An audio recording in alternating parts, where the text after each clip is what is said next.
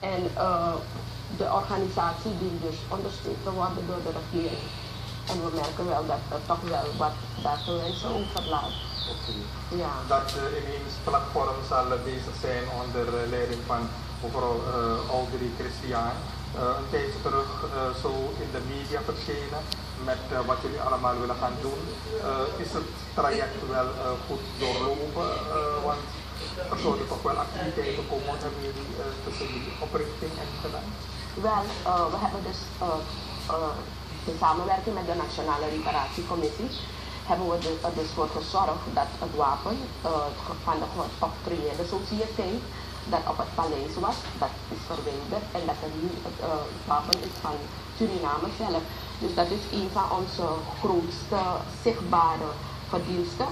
Verder hebben we het document aangeboden aan het kabinet van de president om verandering van de namen, onder andere de Palmentuin naar Paramurbo, de Wilhelmina gebergte met de Juliana toch terug naar hun inheemse namen te zetten.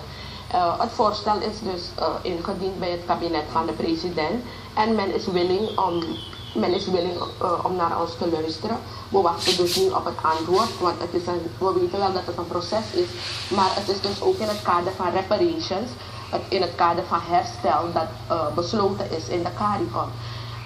De regering moet dus meewerken om dit gedeelte waaronder van dat kolonisatie, want er zijn nog een aantal namen wat betrekking hebben op de voormalige kolonisators, zoals ook deze naam, de Wilhelmina gebergte, dat genoemd is naar het Koningshuis.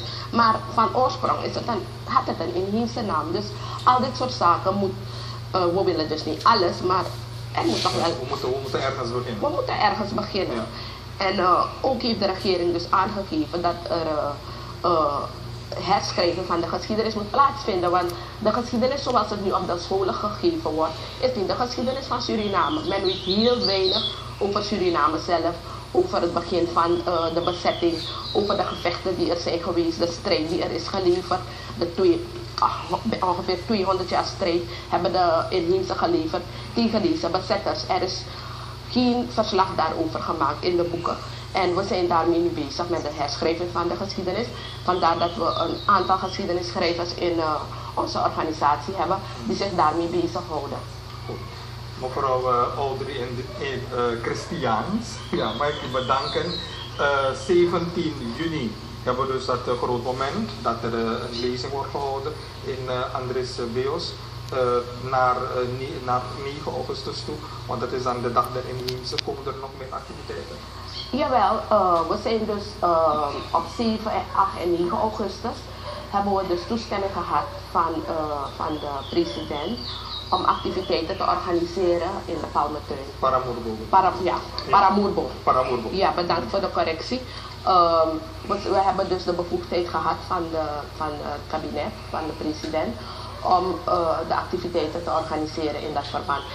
Er is een leefprogramma van 3 dagen, waarin we dus jongeren op de eerste dag daar hun zegje zullen laten doen. Het promoten van de jongeren en bewustzijn, vrouwen en gender. En wat heel belangrijk is, dit op 9 augustus zal er dus een heel bijzondere gebeurtenis zijn.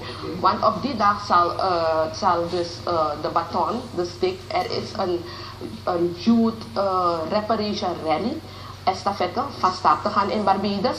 En op de onafhankelijkheidsdag van Guyana, de 50ste onafhankelijkheidsdag van Guyana, is deze baton vanuit Barbados overgevlogen naar Guyana.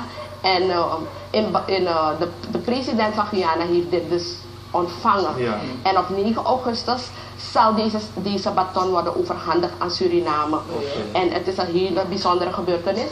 En op die dag zullen we dus ook het ontwikkelingsplan dat is geschreven, is opgenomen in het 10-puntenprogramma van de CARICOM, zal dus worden overhandigd aan de president van de Republiek Suriname en aan de CARICOM. Okay. Dan weten we dat we kijken er naar uit, mevrouw Audrey Christian van het inheems platform vandaag in Matintaki. We gaan richting 9 augustus en dan wordt het dan de dag der inheemse. Er zijn activiteiten gepland maar meer nog, niet alleen in Suriname, maar over het geheel Caribisch gebied zijn de CARICOM-lidlanden bezig om te kijken naar wat er moet gebeuren voor de inheemsen die al woonden in hun gebieden en eigenlijk van hun gebieden zijn verdrongen door de kolonisator. En er is daar heel veel aandacht voor. We nemen nog een break.